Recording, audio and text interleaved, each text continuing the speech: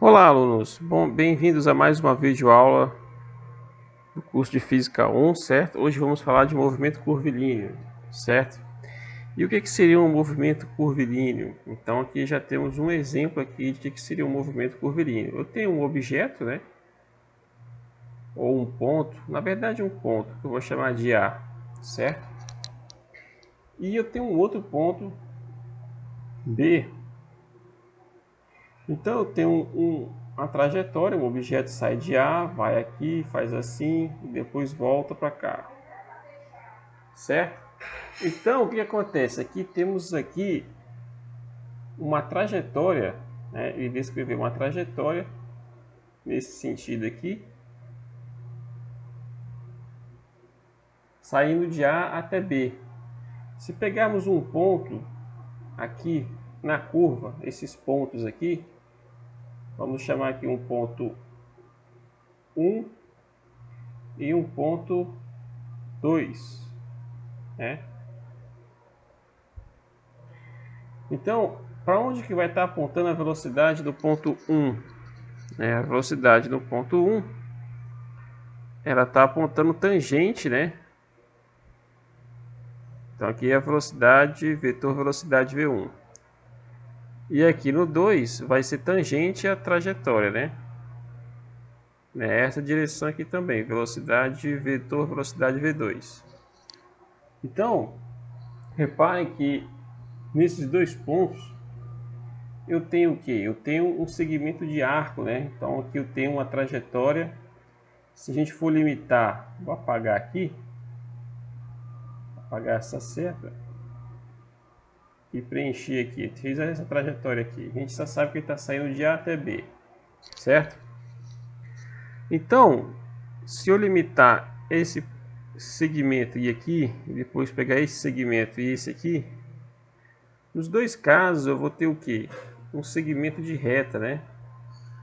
Eu tenho que, se eu traçar uma reta paralela, eles vão se trocar aqui e vão cruzar aqui. Então esse ponto aqui a gente vai chamar de R. Isso aqui chama-se raio de curvatura. Aqui eu vou ter um R1 e aqui eu vou ter um R2. E associado a esse raio de curvatura, esse camarada aqui, eu vou chamar de um ângulo θ, né? Aqui vai ser um θ1 e aqui ele vai ter um θ2. Certo? Um ângulo θ1 e um ângulo θ2. Então, nesses dois pontos, 1 e 2, temos uma coisa que é chamada movimento curvilíneo. Ah, não é o movimento circular uniforme? Não, a gente vai falar do movimento circular uniforme depois. A gente vai ver que o movimento circular uniforme é um caso particular do movimento curvilíneo.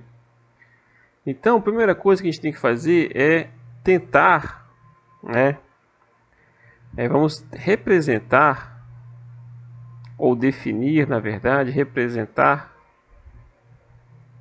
traço, definir. Como representar essas velocidades V1 e V2 em função agora de novos parâmetros, né? Quais são os novos parâmetros, né? Ou as novas variáveis?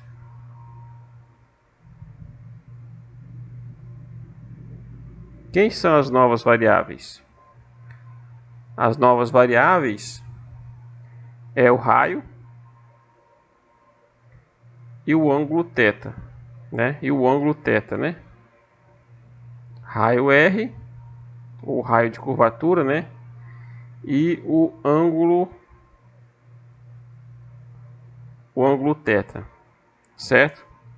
Esses são as novas variáveis que vão entrar no problema, certo? Então agora as coordenadas x e y não vão estar presentes mais aqui, não estarão presentes. não estarão presentes.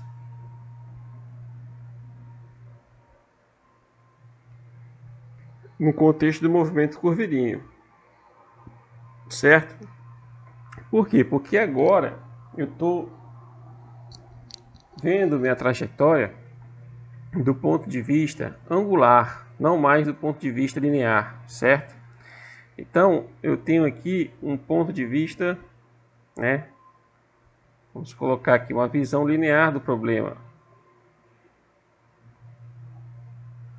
Temos aqui agora uma chamada visão linear do problema, visão angular do problema.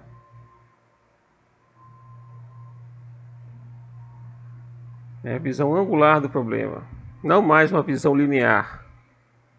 Então, como é que a gente representa agora, como relacionar, né? Como relacionar velocidade, né, a velocidade V1 e V2 com R, na verdade R1 e R2, né? R1, R2, θ1 e θ2. Essa é a pergunta que tem que ser respondida agora. Como relacionar isso? A resposta não é difícil, pessoal, mas antes, propriamente dito, vamos fazer o seguinte. Novamente, vamos colocar aqui um ponto A e um ponto B. Aí eu tenho uma trajetória, uma partícula que faz essa trajetória aqui. Certo? Ponto B também aqui. Aqui eu tenho uma coisa que a gente chama de raio de curvatura, né? Então ele vai descrever um raio. Raio R, né? Que é exatamente igual a esse aqui. Supondo que eu tenho falando do desenho perfeito, né? Esse ângulo aqui que vocês vão ver, que é 90 graus, isso aqui pode ser um ângulo θ. Vamos fazer uma coisa mais generalizada, né? A gente sabe que de A até B o ângulo é 180, mas de uma forma genérica, se a gente for pegar, primeiramente, esse pedaço aqui, e depois essa posição que eu vou chamar de 1, e depois pegar essa posição aqui que eu vou chamar de 2, aqui eu vou colocar aqui um outro R. Vamos supor que esse R aqui é R1, né?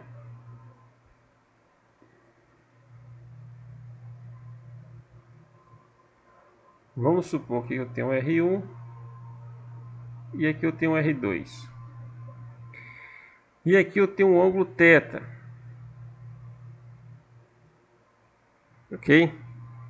Como que eu faço para determinar esse segmento, a distância desse segmento de arco aqui entre 1 e 2, né? Que eu vou chamar de S, 1, 2. Como é que eu represento isso em função de R e de θ, né? Aí aqui eu vou dizer o seguinte, olha, eu vou dizer que R1 é igual a R2 para facilitar o nosso problema, né? Então vamos supor que o R1 seja igual a R2. Isso aqui é uma verdade. É uma verdade. Eu estou supondo que, eu estou impondo, na verdade, que R1 é igual a R2. Que aí a gente chama aqui R1 igual a R2, que é igual a R, certo? Então, voltando aqui, eu posso escrever que esse segmento de arco, ele vai ser quem? Ele vai ser R, que é o raio de curvatura da trajetória curvilínea, que multiplica quem? Que multiplica o ângulo θ, né? Então, esse camarada aqui que a gente chama de segmento de arco. Segmento de arco. Segmento de aro não, aro de bicicleta é outra coisa. Segmento de arco. Certo? É um segmento de arco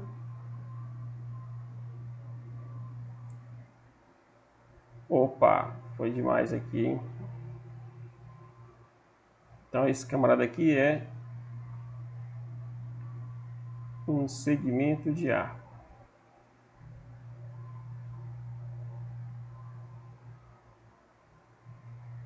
E aqui eu estou colocando verdade. Ok, então isso aqui é um segmento de arco. Mas repare o seguinte, depois a partícula ela não vai estar mais na posição 2, né? Ela não está mais na posição 2. A partícula depois ela vai estar na posição que eu vou chamar de 3. Aqui, ó. Aí ela está na posição 3. Novamente eu vou dizer que R3, mas se a gente está supondo que tudo é igual, né? R1, R2 e R3 são parâmetros iguais. Ok? Então, o que eu vejo aqui é que agora o meu novo θ vai sair daqui, ele vai sair de R1 até R3. Então vai ser um θ que vai ser maior que o θ original. Então isso dá a entender de que o meu ângulo θ ele depende do tempo. Ele varia com o tempo. Certo? Se o θ varia com o tempo, o S também vai variar com o tempo. Isso implica o que? Isso vai implicar que S também vai variar com o tempo. A posição, esse segmento de arco também vai variar com o tempo. Então, o que acontece se o S varia com o tempo e o θ varia com o tempo? Então, eu posso dizer que eu vou ter uma velocidade escalar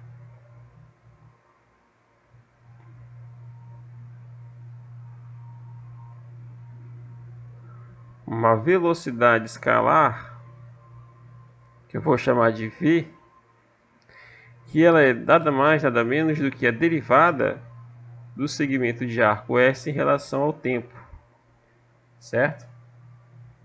Repare que eu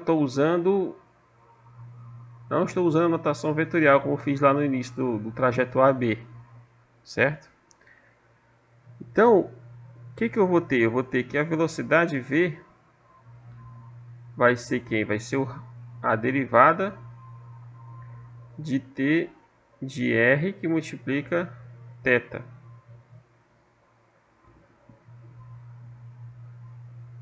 Ok?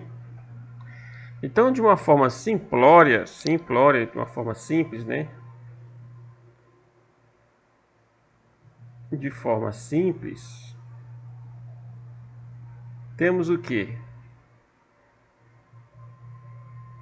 Que a velocidade é igual a R derivada de θ em relação ao tempo, mais quem? Mais θ, que multiplica a derivada de R em relação ao tempo.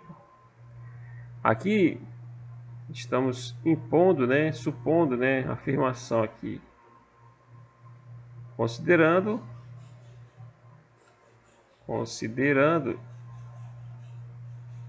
o caso em que R não depende do tempo. R é constante. Ou seja, o R não varia com o tempo. Então, se R não varia com o tempo, esse camarada aqui, ele é zero. Ele não existe.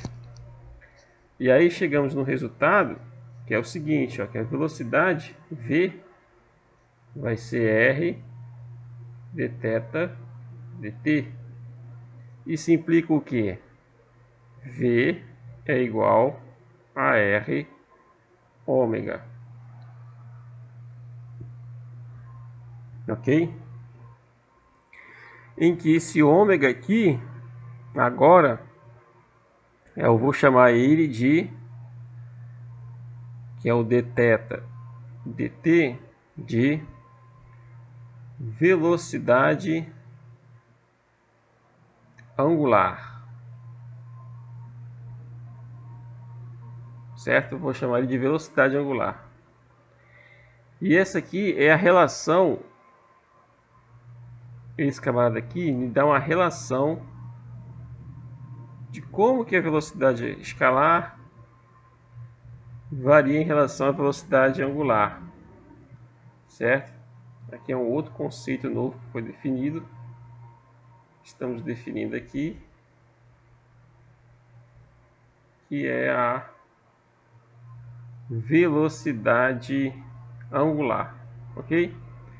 Velocidade angular, e isso aqui é a relação entre a velocidade escalar e a velocidade angular, tanto que você obtém pegando a velocidade angular multiplicando pelo raio, curvatura da trajetória, e você encontra a velocidade angular pegando a velocidade escalar e dividindo pelo raio, certo? Qual é a unidade do ângulo, né? Esse ômega aqui, ele é definido como, em termos de unidade, não é dimensão. A unidade dele é dado radianos por segundo, certo? Rádio por segundo, que é o ângulo, ok? Certo? Muito bem. Agora o que a gente precisa saber é o seguinte. Sabemos que a velocidade é R ângulo θ. Então voltando aqui na nossa trajetória lá em cima, certo? Aqui, ó. Então sabemos que temos um vetor velocidade v e um vetor velocidade v2, certo? Que vai ser dado por quem? Por um produto de dois. Não vamos entrar nessa questão agora do vetor, certo? Eu vou colocar aqui, mas não vamos entrar nessa discussão ainda, porque quando chegar na parte da de rotação, né, momento angular, torque, aí a gente fala isso com mais calma. Aqui eu só estou colocando para ser um pouquinho mais rigoroso do ponto de vista algébrico, tá? E vetorial, né, matemático, né? Tem um pouquinho de rigor mais matemático, né? Mas não há necessidade de colocar esse vetor, expressar em função do vetor, certo? Vamos trabalhar do ponto de vista não vetorial por enquanto.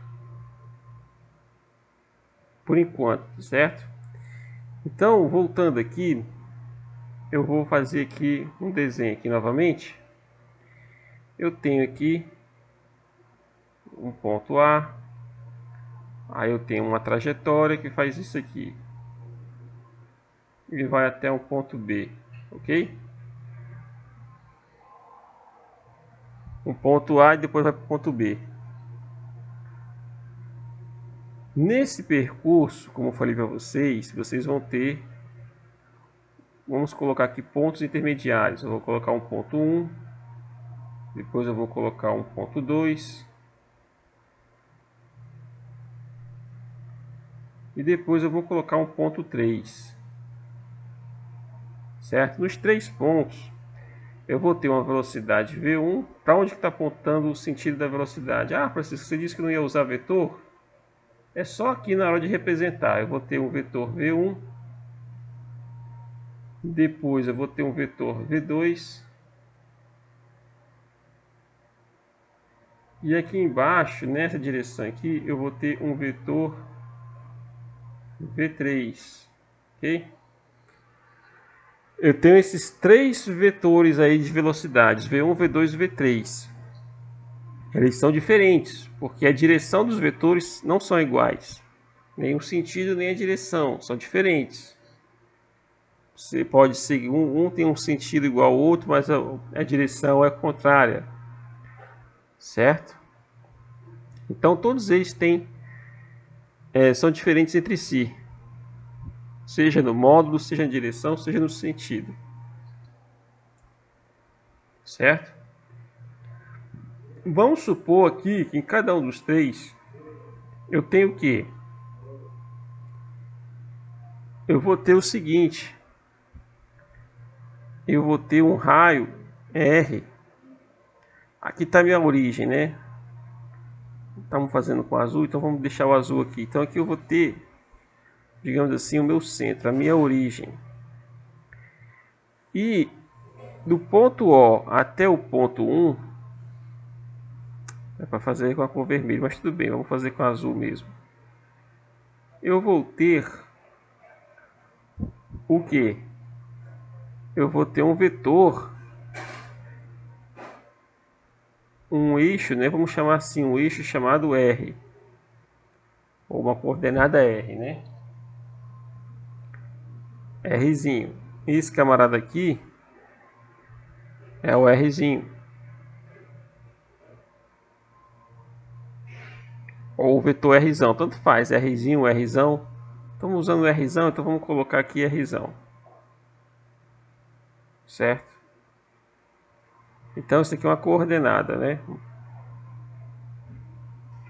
Repare que isso aqui é uma coordenada R. É como se fosse um eixo X, só que aqui não é mais X, é R. Certo? E agora eu vou ter o que? Eu vou ter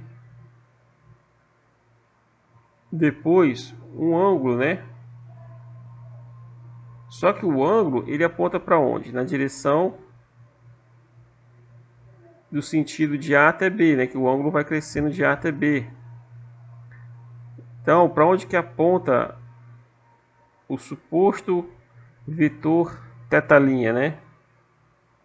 Então aqui eu vou ter um R. Antes de falar do ângulo, vamos voltar para o R. Então eu vou ter um R, que ele é dado pelo módulo dele, que multiplica o unitário chapéu R. Repare que isso aqui seria uma equivalência à coordenada X. Mas na verdade esse Rzinho aqui, depois na próxima videoaula a gente vai explicar ele, como é que escrever ele em função de X e de Y, certo? Mas não agora. E aí vamos ter o que? Um ângulo, um vetor angular também, né? Um vetor θ, né? Que vai ser dado pelo módulo dele,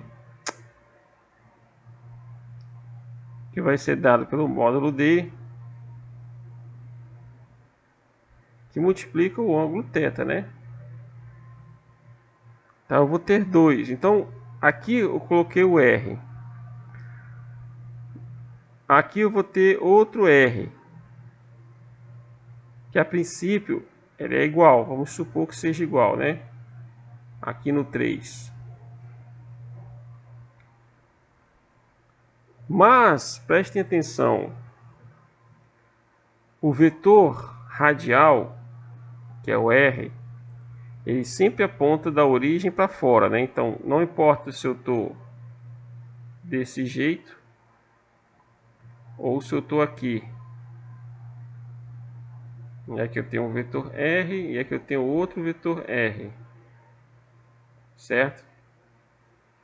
Ele sempre aponta para fora, porque é da origem do centro de curvatura até o ponto do segmento de arco. E o vetor angular, ele vai apontar o que? Na direção que nessa direção aqui, ó.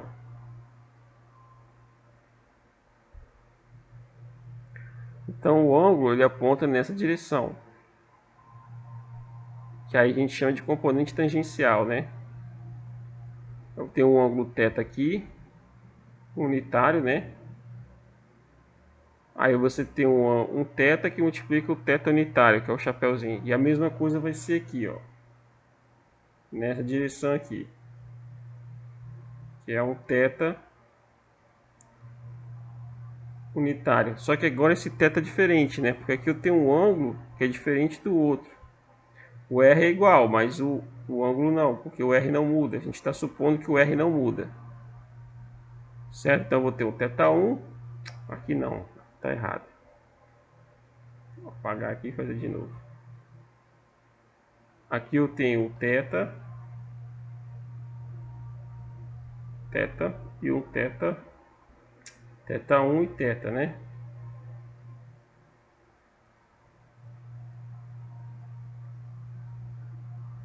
Chapéu unitário.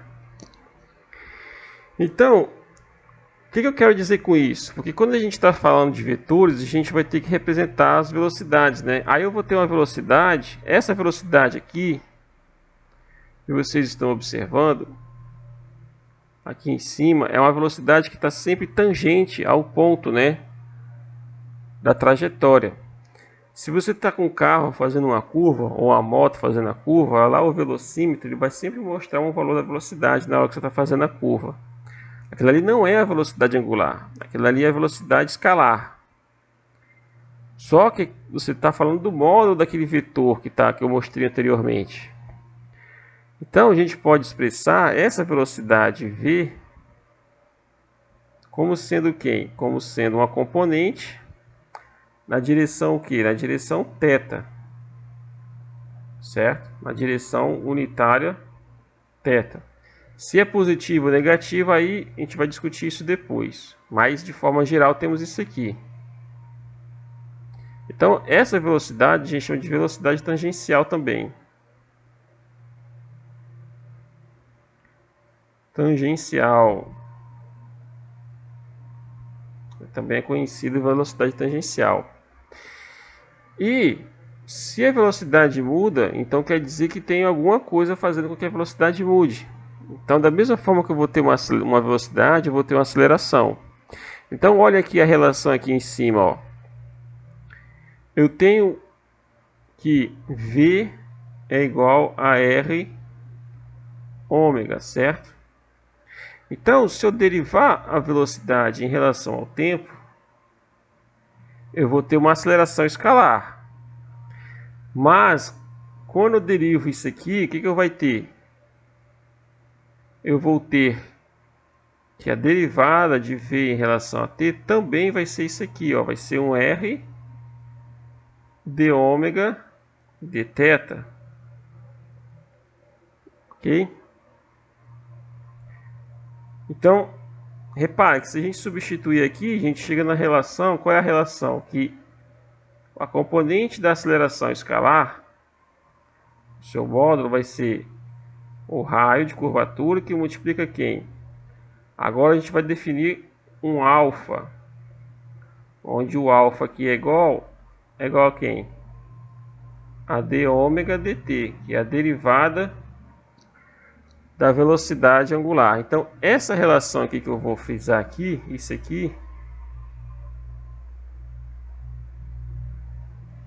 aqui, pessoal, é o que? É a relação da aceleração escalar com a aceleração angular. Então, esse camarada aqui é relação entre a aceleração angular, escalar e angular, que é alfa. E esse camarada aqui é a definição de aceleração angular. A aceleração angular, certo? Aceleração angular. Bem, para que o nosso vídeo não fique muito extenso, eu vou parar por aqui, certo? E aí a gente já, antes de eu finalizar propriamente dito, então chegamos às seguintes relações, né? Chegamos na aceleração e chegamos nessa outra relação aqui em cima que eu mostrei, que é a velocidade escalar. Como relacionar a velocidade escalar com a velocidade angular?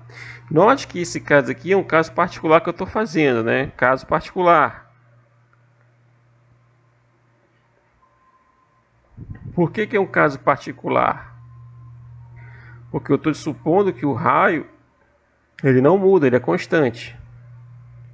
É uma constante, certo? Então, aí isso aí já facilita muito, certo, pessoal? Então, vamos parar por aqui, para que o nosso vídeo não fique muito grande.